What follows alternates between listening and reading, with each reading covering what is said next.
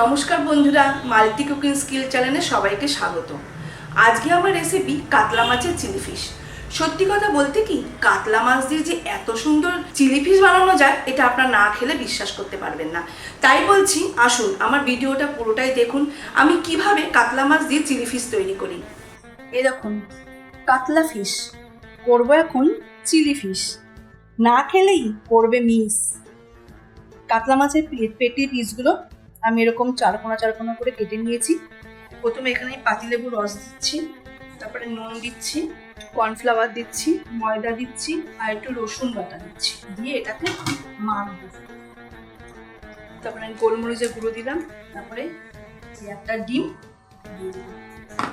এবার এটাকে আবার ভালো করে একটু মাখবো যাতে পুরোটা ফিশের মধ্যে লেগে যায়, তাহলে ভালো করে যখন ভাজবো ভাজার সময় এটা ভালো পুর তৈরি হবে। এবারটা আমি 15 মিনিটের মতন ঢাকা দিয়ে রেখে দেবো। 15 মিনিট পর দেখুন ভালো করে ম্যারিনেট করা হয়ে গেছে। এবার আমি একটা একটা করে ভাজবো, একটুখানি এই গ্রেভির মধ্যে ডুবিয়ে নিয়ে একটু ভাজছি।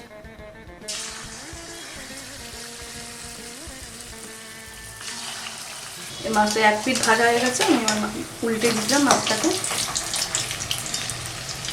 অনেকের বাড়িতেই আছে যে বাচ্চারা মাছ খেতে পছন্দ করে না, তখন একটু এইভাবে করে দিলে তারা পছন্দ করবে। আপনারা বাড়িতে একবার চেষ্টা করে দেখতে পারেন, আশা করি রেসিপিটা খুব ভালোই লাগবে, বাচ্চারাও খুব আনন্দ সহকারে এটা খাবে। এরকম লাল লাল করে ভেজে নেবেন।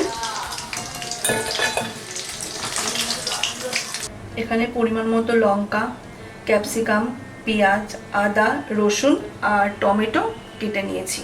গ্যাসটা একটু সিমে দিয়ে লঙ্কাটা ছেড়ে দেবো, পেঁয়াজগুলো দিয়ে দিচ্ছি।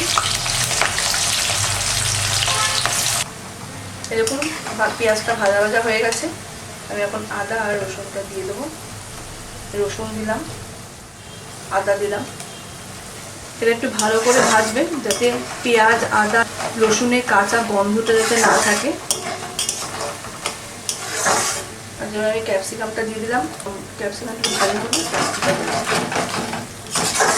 টমেটোটা দিয়ে দিলাম।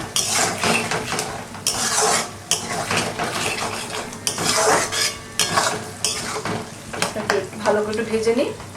এরকম ভাজা হয়ে গেছে, এবার আমি চিলি ফিশগুলো দিয়ে দেবো। এবার এটাকে একটু ভালো করে একটু নাড়াচাড়া করবো।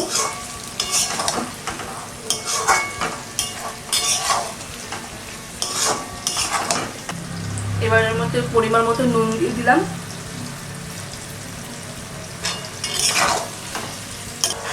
ভালো করে ভাজা হয়ে গেছে, আমি সসটা দিয়ে দিচ্ছি। প্রথমে পরিমাণ মতো টমেটো সস দিলাম, সোয়া সস দিলাম, দেবো চিলি সস দিলাম।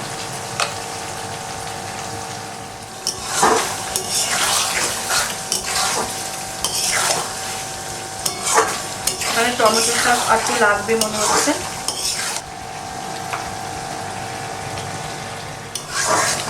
এবং কালারটা কি সুন্দর হয়েছে। এবার আমি পাশে একটু জল গরম বসিয়েছিলাম, সেই গরম জলটা এখানে দেবো। এটা হয়ে গেছে, আমি এবার এখানে একটু চিনি দেবো, পরিমাণ মতন চিনি দেবো। ঝাল মিষ্টিটা আপনাদের পছন্দের মতন দেবেন।